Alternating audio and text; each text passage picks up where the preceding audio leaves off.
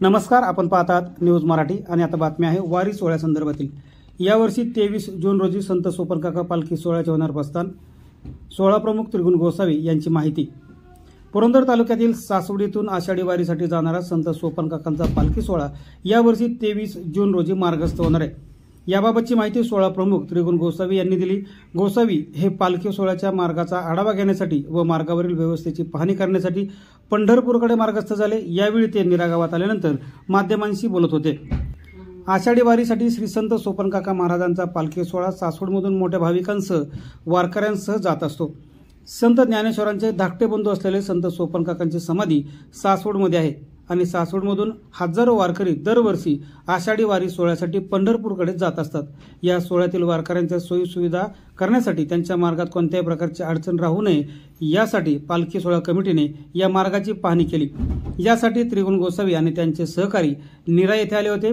या सोहळ्याचा दुपारचा 20 नीरा येथे असतो।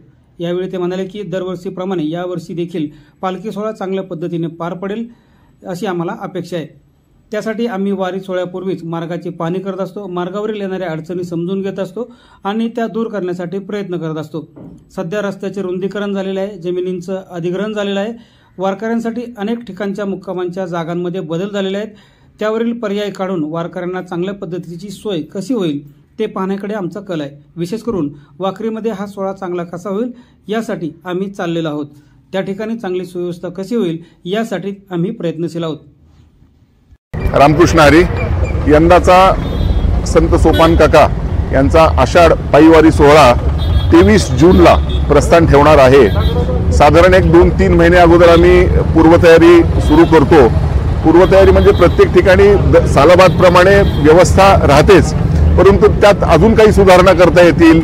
आता नवीन रस्ते होत आहेत, जमिनी अधिग्रहण होत आहेत, या निमित्ताने 1-2-3 वेळा जाऊन यायला लागतं पंढरपूरला। तर आज आम्ही पहिली आज आमची फेरी आहे पंढरपूरला। विशेष करून वाखरी पालखी तळावर एक जरा सुव्यवस्था करावी अशी यावर्षी कल्पना आहे।